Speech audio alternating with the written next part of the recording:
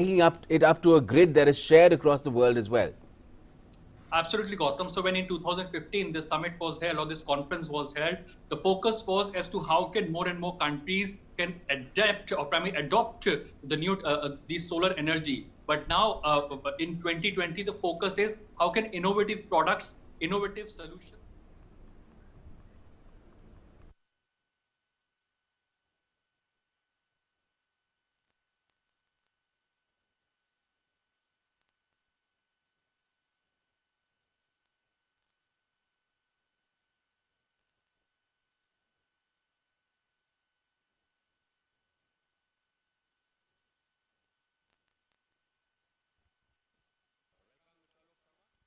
Now for the Prime Minister to inaugurate the third Global Renewable Energy Investors Meet and Expo, that is Reinvest 2020.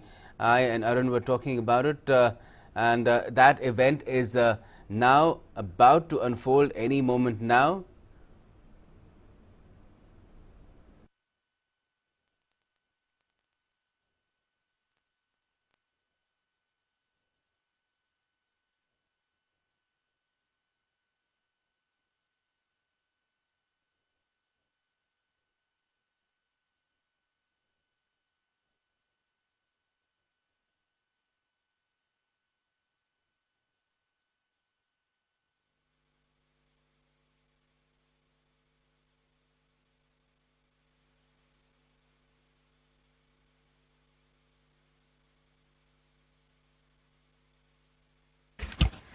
The Honorable Prime Minister of India, Shri Narendra Modi ji, the Prime Minister of Israel, His Excellency Benjamin Netanyahu, the Secretary of State for Business, Energy and Industrial Strategy, Government of United Kingdom, His Excellency Mr. Alok Sharma, the Minister of Climate, Energy and Utilities, Denmark, His Excellency Dan Jorgensen, the Minister for Economic Affairs, Bhutan, His Excellency Leonpo Loknath Sharma, Honorable Ministers of Government of India, Chief Ministers of States and Lieutenant Governors of Union Territories, distinguished guests, ladies and gentlemen. It is my privilege to welcome you to the inauguration of the third edition of RE Invest hosted by India.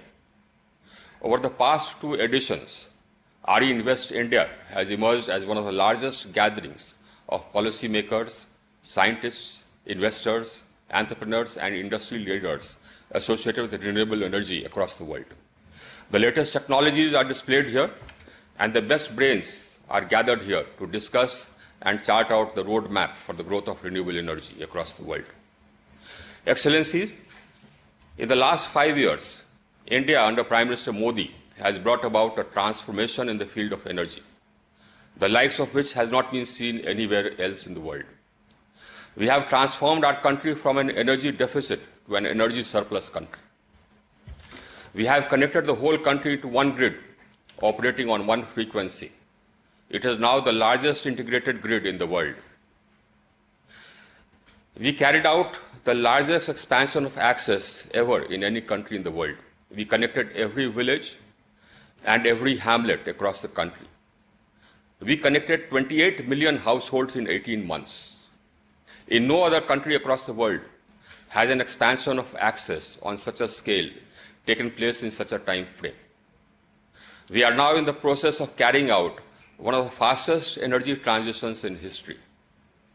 Our rate of growth of renewable energy capacity is one of the highest in the world. In our nationally determined contribution during COP21 in Paris, we had committed that our capacity for power generation from non-fossil fuel sources will reach 40% by the year 2030. I am happy to inform you that our installed capacity from non-fossil fuel sources has already reached 38.1%. And if we add the capacity under installation, it comes to 52%. By 2030, our established capacity from non-fossil fuel sources will reach 64%, a full 24% higher than our commitment. From 2014 to 2019, our solar energy capacity has multiplied 13 times. Bloomberg have ranked India #1 in the world in the volume of renewables auctioned from 2015 to 2019. A recent climate transparency report conducted by 14 institutions across the world noted that we are the only G20 country whose achievements are consistent with keeping the temperature increase at less than 2 degrees compared to pre-industrial averages. Our Prime Minister launched the International Solar Alliance on the sidelines of COP21, and it is now a rapidly growing treaty-based intergovernmental organization with 88 signatories. The rate of growth is unparalleled. In accordance with the vision of our Prime Minister, we are converting one city in every state into a totally green city.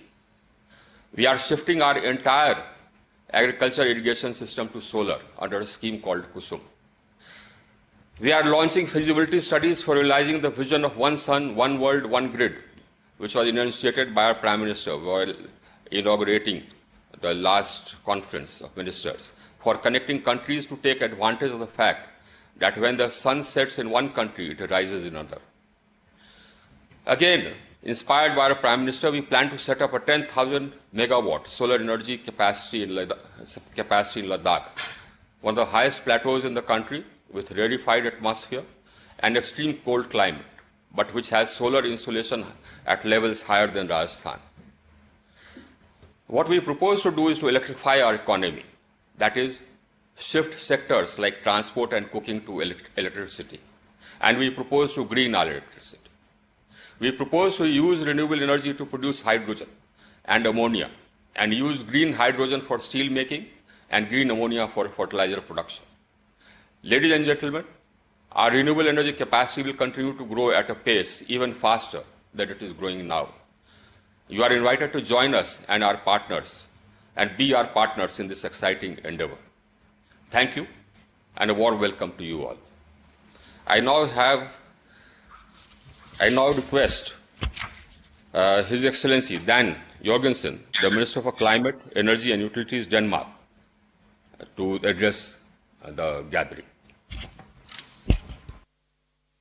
Your Excellencies, Honorable Prime Minister Modi and Minister Singh, thank you for inviting me to speak at the inaugural session of the Third Reinvestment Conference. It is truly a great honor. I wish we could have met in real life and not virtually via a screen like this.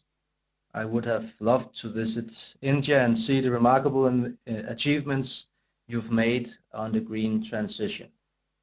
I hope that I will get the chance to visit another time in the near future. Meanwhile, I wish your families and your country all the best. While we are fighting a global pandemic, we also have to deal with climate change and the necessary and urgent green transition. It is not easy, but it is in difficult times we show our true character. Now more than ever, we need to keep up the good spirits, stand together, inspire each other, and learn from each other. We want to reach our common climate goals while still securing sustainable economies. Therefore, I also want to show my appreciation and support to your Honorable Prime Minister's statement at the recent G20 meeting on taking decisive action to preserve the planet. It is a great pleasure for me to show Denmark's support for India's commitment to renewable energy and to the international climate agenda. Renewable energy is key to reaching the goals set out in the Paris Agreement. India's ambition of 450 gigawatt renewable energy with 30 gigawatts coming from offshore wind in 2030 is admirable. Put things in perspective. If your offshore target is achieved, India will avoid CO2 emissions that corresponds to almost 1.5 times the annual collected CO2 emissions from Denmark's energy consumption. This shows you the magnitude of the ambitions. India's targets on renewable energy show a strong determination to become an international leader on sustainable development. It sends a strong signal to the industry and to the rest of the world that you are fully committed. I want to give a big thanks to the Indian government for a successful and growing cooperation, most recently underlined with the new Green Strategic Partnership as agreed by our honorable Prime Ministers in September. The Green Strategic Partnership is a major step in the right direction to meet our common green ambitions and support UN's Sustainable Development Goals. With this partnership, we equally prioritize a closer cooperation on climate, green transition, and trade. I hope that this approach will serve as inspiration for others on tackling these matters. The Green Strategic Partnership makes very good sense, because even though Denmark might be very small compared to India, I will quote your Honorable Prime Minister Modi in saying, Denmark has the skills and India has the scale. And more importantly, now we need scope and speed. The Green Strategic Partnership builds on an already successful government-to-government cooperation on energy. The Indian-Danish energy collaboration has developed quickly since its beginning in 2018. The Danish experiences on offshore wind integration of renewables and electricity planning are already being utilized in India. The successful cooperation on wind energy has already contributed to the development of an Indian wind industry, and it has already created many jobs. I am very excited that the strong Indo-Danish cooperation has entered into a new chapter. This includes an upcoming Danish membership of the International Solar Alliance and strong cooperation on offshore wind and renewable energy. I know that India has shown interest for the Danish work on energy islands. We will be happy to include you on our journey with our ambitious projects. We want to establish the world's first energy islands by 2030. The project is taking offshore wind and integration of renewable energy to the next level. Large-scale power-to-X investments will enable us to store the vast amounts of energy transported and converted into other energy forms. Countries all over the world will be looking to phase out fossil fuels and to integrate new clean fuels like green hydrogen. Development of market-mature green hydrogen is not something that will happen in a very distant future. Green energy is not only needed in the fight against climate change, it is also good for business. I know this for a fact. In Denmark, we've managed to grow our economy while simultaneously reducing energy consumption and bringing down emissions.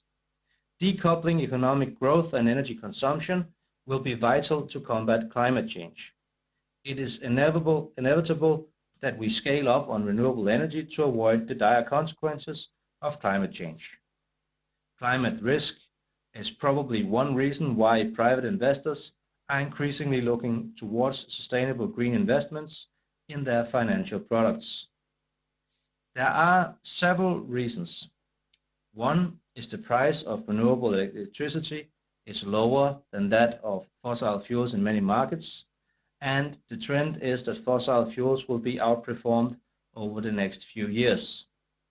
Another reason in simply the green investments are no longer only a matter of doing the right thing or mitigating risk. They also make good financial sense in their own right. COVID-19 has even highlighted this trend. During the pandemic, stocks that take into account environmental, social, and governance factors have generally outperformed the rest of the stock market. Investing in renewables and green technologies will create jobs and growth. We see that in the offshore wind industry in Denmark. On the west coast of our country, the city of Esbjerg was for hundreds of years depending on the fishing industry, and later on jobs in the offshore oil and gas exploration industry. Today, the offshore wind industry has taken over the harbor. Former fishermen are making a living sailing technicians to the offshore wind farms. It makes sense because the local fishermen know the sea better than anyone. Similarly, workers with experience from oil and gas platforms contribute with valuable knowledge when establishing offshore wind farms. Renewables do not only power our factories, our homes, and our cars.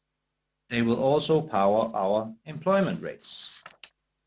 My hope is that a strengthened partnership between India and Denmark will create new jobs in the renewable energy sector and attract companies from the energy industry, because the right thing to do has become the smart thing to do. The world is changing rapidly. We must act now, and we have so much to gain if we work together. Instead of unilateral national approaches, we have to cooperate and co-invest in projects that enable us to share know-how and green solutions. That means all relevant actors, both governments, investors, and industry. More and more companies and decision makers around the world understand that there is no alternative to a green transition. If we can move in the same direction together, we can reduce our CO2 emissions on a whole new scale. Thank you so much for your time. Thank you, Your Excellency. Your Excellency, we have a very close partnership with Denmark in the field of renewable energy, and it will get closer. Now it's my pleasure to invite His Excellency Mr. Alok Sharma, the Secretary of State for Business, Energy and Industrial Strategy, the Government of United Kingdom. The United Kingdom is also going to preside over COP26. So, Your Excellency, your remarks will be very relevant. Mr. Alok Sharma. Thank you very much. Honourable Prime Minister Modi, Minister Singh, fellow ministers, Your Excellencies. It's an absolute honour to participate in this summit today. Prime Minister Modi ji has often said, the world is one family. And there is no clearer example of this than when we look at climate change. No one nation or sector can tackle the problem alone. The world will succeed or fail as one. We all have a part to play as countries, companies, investors, cities, regions, and individuals.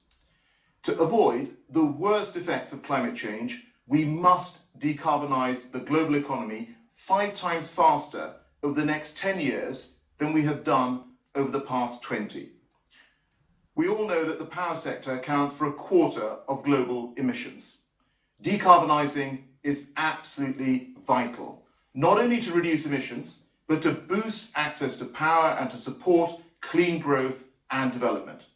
And this is why, as COP26 President, energy is one of the 5 key areas that I'm urging all countries to focus on.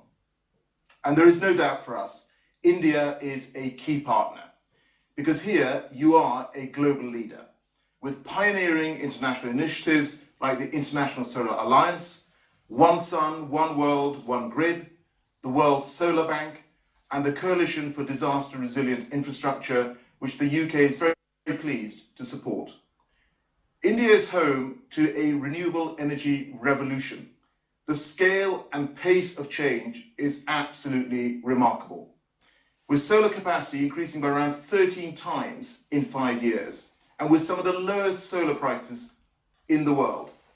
You've already connected 700 million people to power since the year 2000. And thanks to Prime Minister Modi's commitment to generate 450 gigawatts of renewable power within a decade, there will be much, much more to come. Now, it is our experience in the United Kingdom that setting such targets provides investors with confidence and clarity. In the UK, our emission reductions targets have helped us to grow our economy by 75% over the last 30 years, whilst at the same time reducing our emissions by 43%. And it's helped us to develop the world's largest offshore wind sector.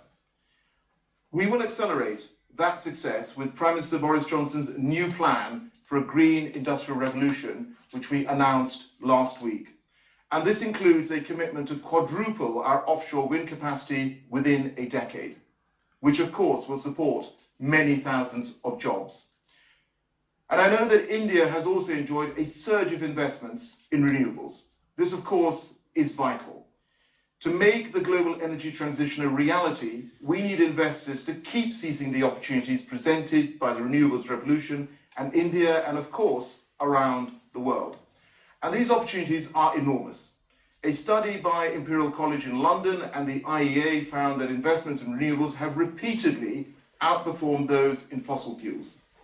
Whether you look at this over the past 10 years, the past 5 years, or indeed, as Ms. Jorgensen said, in 2020 itself. Solar and wind are already cheaper than coal power in 2/3 of countries.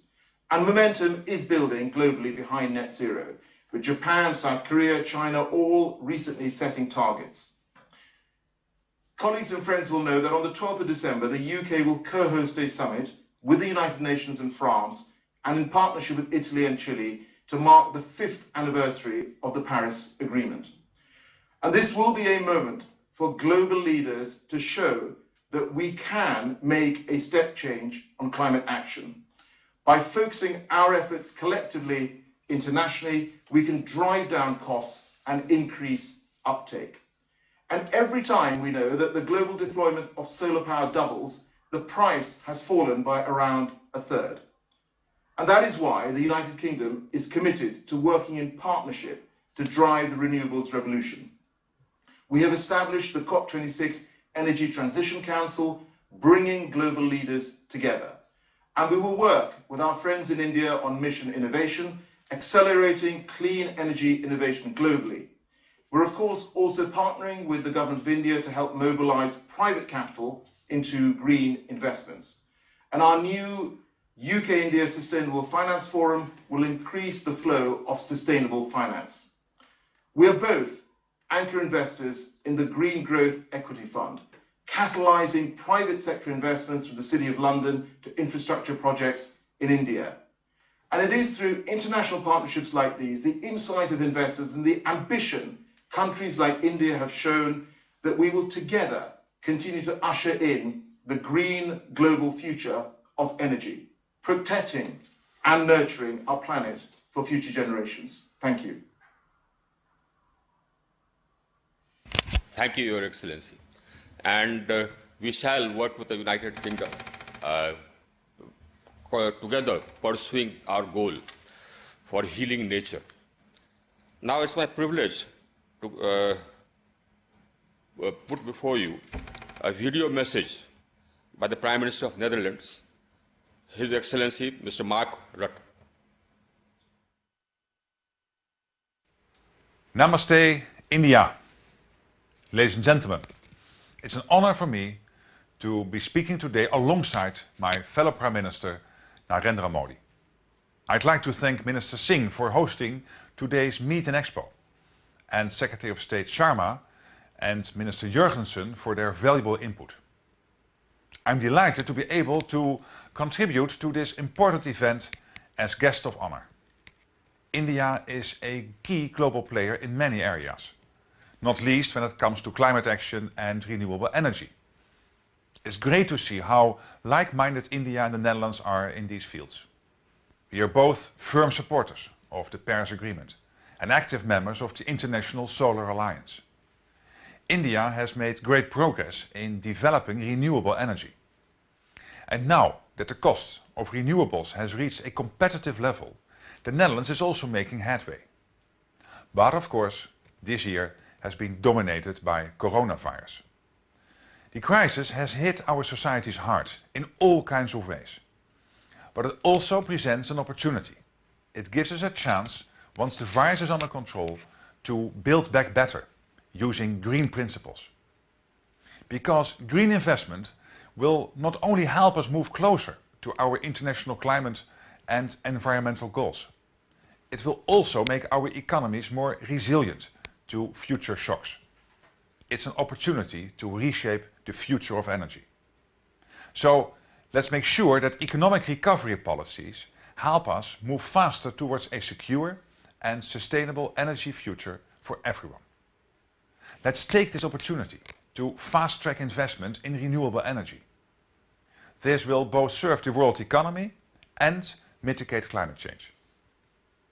Besides understanding the need for climate mitigation, our two countries also know full well how important climate adaptation is.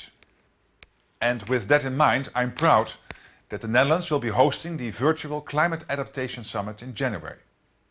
It's the first ever dedicated platform of global leaders aimed at accelerating climate adaptation and resilience. There's already a lot going on in this area, and the Netherlands is happy to be contributing our expertise.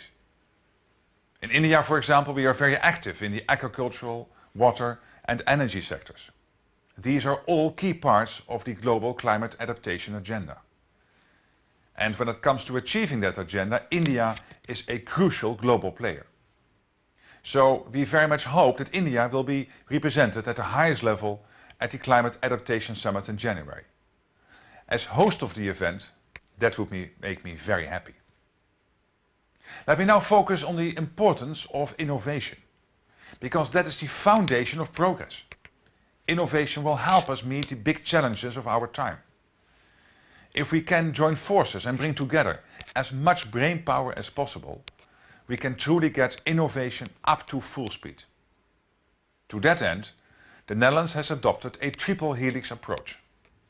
Partnerships between businesses, knowledge institutions and government that underpin Dutch economic growth.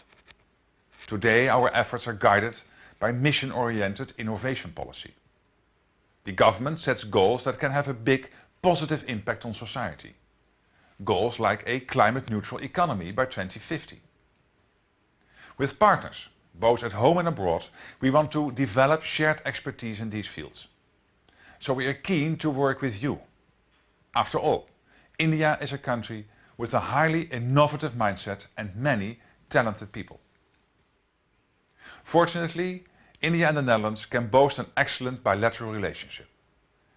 We were very honored to be your partner country at India's Technology Summit in October last year. And after that success, I'm happy to announce some more exciting news. Next February, we will be organizing the first ever virtual trade mission to India, with a group of companies active in the agricultural, water and renewable energy sectors. We will be traveling all across India, all from the comfort of our computer screens, of course. I also hope that we can build on our strong cooperation at multilateral level, such as the G20.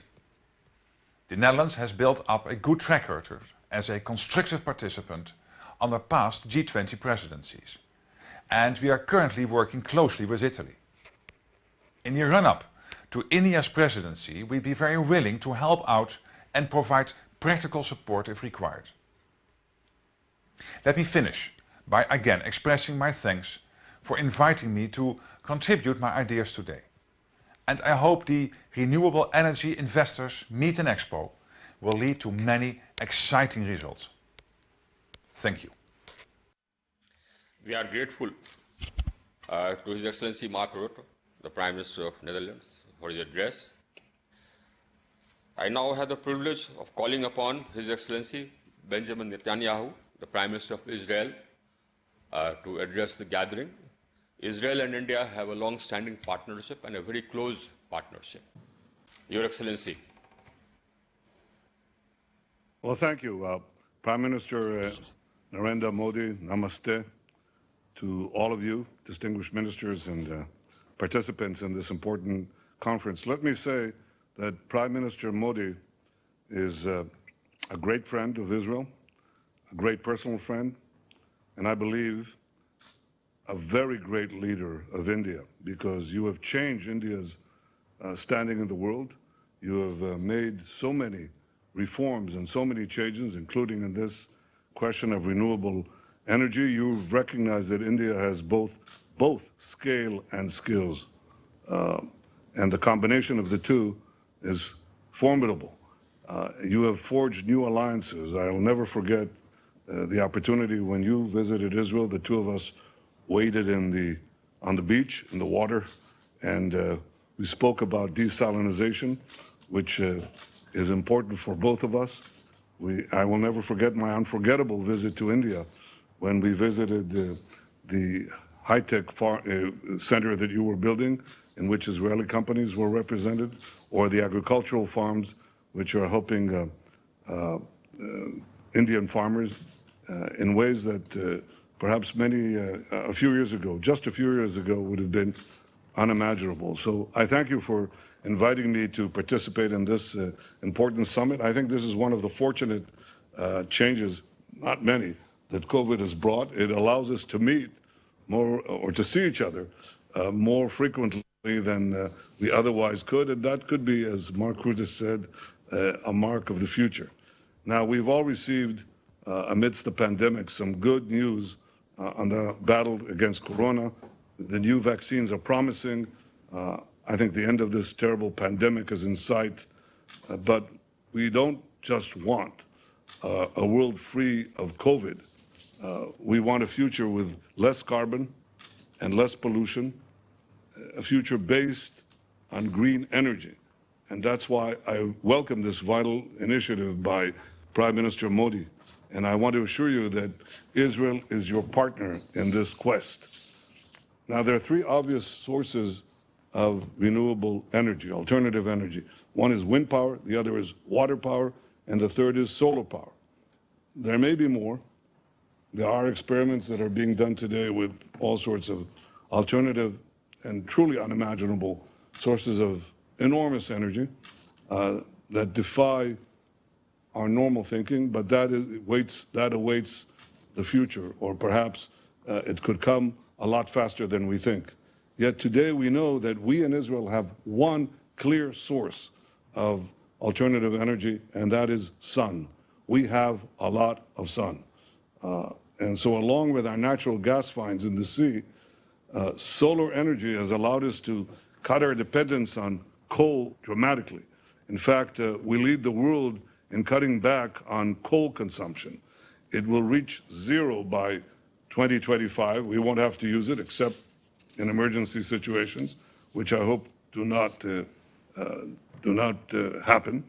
But today, solar energy provides some 10% of our energy consumption. Just a few years ago, it was 2%, so it quintupled in a very few years. By 2030, that should pass 25%. And then by then, at midday, during the summer, solar power will produce 100% of our energy requirements. The crucial challenge in solar energy, as you all well know, is storage. How do you conserve solar power when the sun is not shining? And again, I think the answer will be found, perhaps in this area as well, in physics and in human ingenuity. There are people working on this problem and other related energy problems. We have about 400 startup companies just in this area alone. They're creating an entirely new industry. It's amazing what ingenuity does. For example, we have a car industry today. It's not called that, but it produces Waze, the guidance system, the crowdsourcing guidance system, or it produces Mobileye for driverless cars. So we now have a car industry with some 500 cars. But in solar, the 400 startups have now received, or in the energy sector, have now received billions of dollars in investment. And I'm very hopeful that they're going to produce solutions that will benefit, I'm sure, will benefit all of humanity. We have recently forged peace agreements with the UAE and with Bahrain, and our cooperation with them includes all these areas, and specifically solar energy. So I think it's not merely the citizens of Israel and the Gulf states that will benefit. Everybody in the Middle East, Arabs and Jew alike, and well beyond that, will benefit from this. We will provide, I believe, a shining example of the benefits of peace to all the countries of the region and of the world. And the last thing that I would like to say is this. Prime Minister Modi and I have spoken about this many times. I believe the future belongs to those who innovate.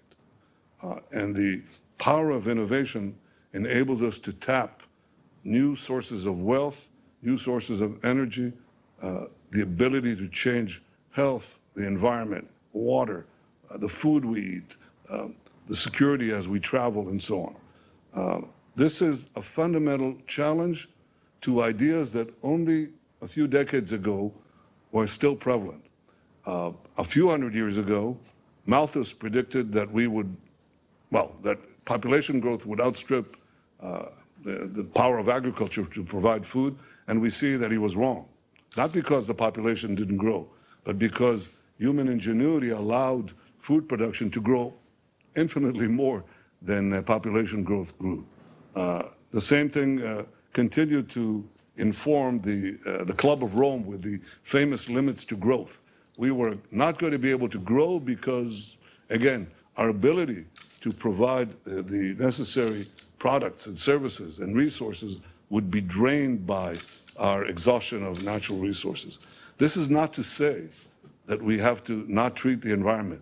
This is to say the opposite, that we can treat the environment, should treat the environment, should stop pollution, should go on to alternative sources by the use of the one resource that we have. It's what's stored in our brains and our minds with the determination to innovate. So I believe that the most important renewable energy is ingenuity and innovation. And all the countries represented here, beginning with India and Israel, and all of you, are committed to seizing innovation in order to seize the future.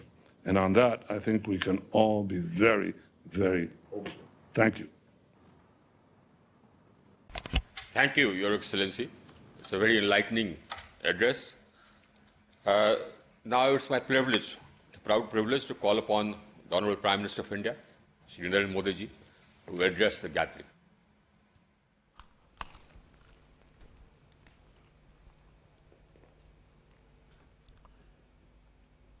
His Excellency, the Prime Minister of Israel, honorable ministers from around the world, my cabinet colleagues, chief ministers, lieutenant governors, and distinguished guests. I thank His Excellency, the Prime Minister of Netherlands, for sharing his message. It is wonderful to see all of you as part of the third edition of Reinvest. In the earlier editions, we spoke about our plans for a journey from megawatts to gigawatts in renewable energy. We also spoke about one sun, one world, one grid to leverage solar energy. In a short time, many of these plans are becoming a reality.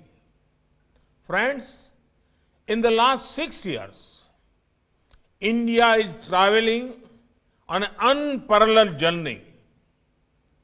We are expanding our generation capacity and network to ensure every citizen of India has access to electricity to unlock the full potential. At the same time, we are rapidly expanding generation of energy through renewable sources. I would like to give you some facts. Today, India's renewable power capacity is the fourth largest in the world. It is growing at the fastest speed among all major countries. The renewable energy capacity in India is currently 136 gigawatts. This is about 36% of our total capacity. By 2022, the share of renewable capacity will increase to over 220 gigawatts. You would be happy to know that our annual renewable energy capacity addition has been exceeding that of coal-based thermal power since 2017. In the last 6 years, we increased our installed renewable energy capacity by 2.5 times. In the last 6 years, the installed solar energy capacity has increased 13 times. Friends, India's progress in the field of renewable energy is an outcome of our commitment and conviction in fighting climate change. Even when it was not affordable, we invested in renewable energy. Now, our investment and scale is bringing down cost down.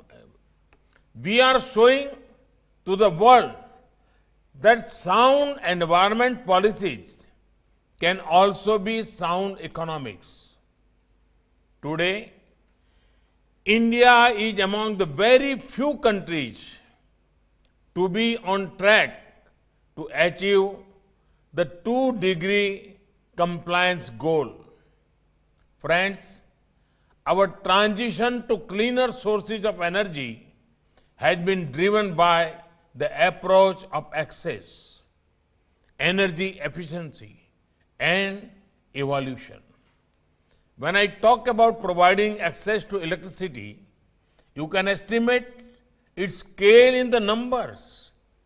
In the last few years, over 2.5 crore or 25 million to 28 million households were provided electricity connections. When I talk about energy efficiency, we have not limited this mission only to one ministry or department. We have ensured that it becomes a target for the entire government. All our policies have a consideration of achieving energy efficiency. This includes LED bulbs, LED street lights, smart meters, push to electric vehicles, and decreasing transmission losses. When I talk about energy evolution, with PM Kusum, we are aiming to power our agriculture sector by providing solar-based power to irrigate the fields. Friends, India is progressively becoming a preferred destination for investment in renewables. In the last 6 years, nearly rupees 5 lakh crore or over $64 billion investment has been made in renewable energy sector in India. We want to make India a global manufacturing hub in the renewable energy sector. I will give you several reasons why you should invest in the sector of renewable energy in India. India has a very liberal foreign investment policy for renewables. Foreign investor can invest on their own or collaborate with an Indian partner to set up renewable energy-based power generation projects.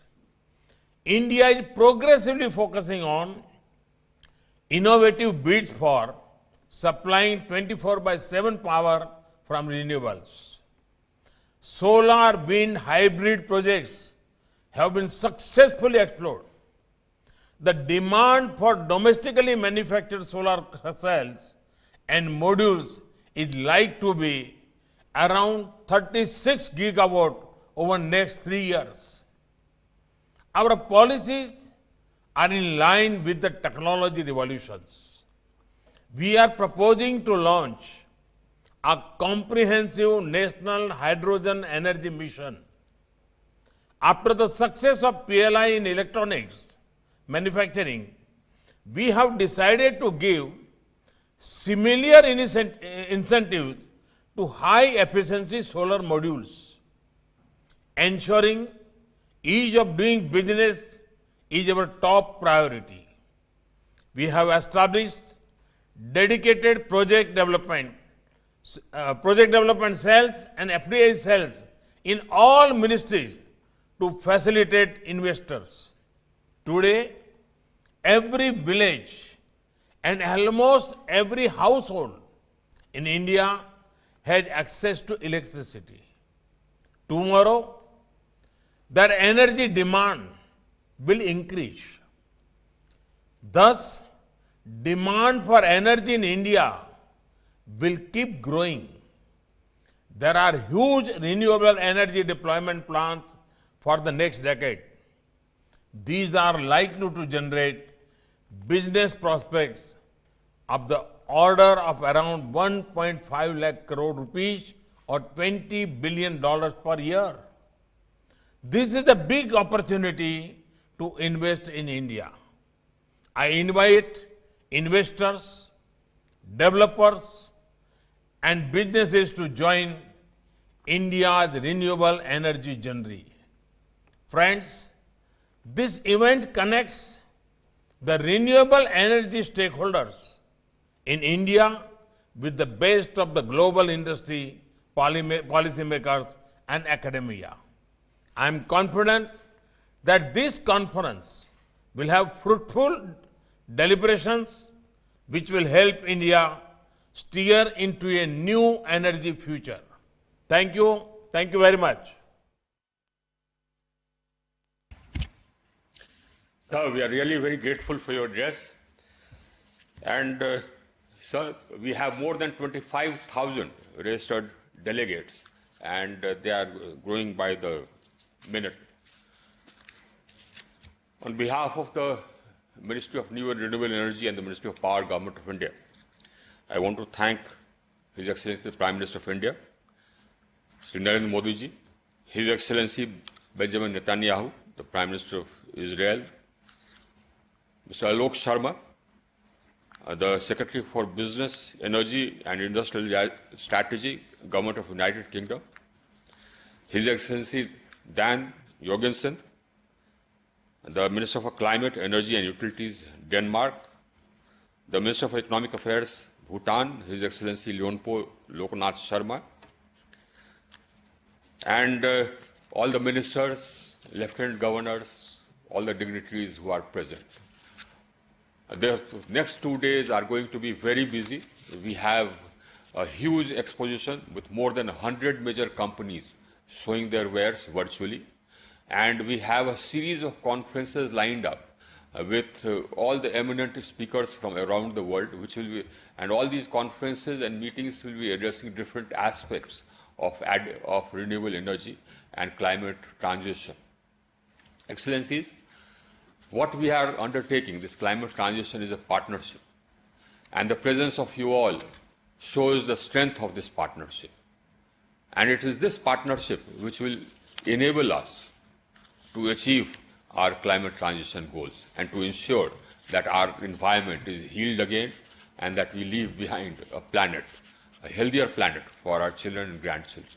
Let me thank you once again. We are really very grateful for taking the time and addressing all of us. And the points which have been made today will be further discussed.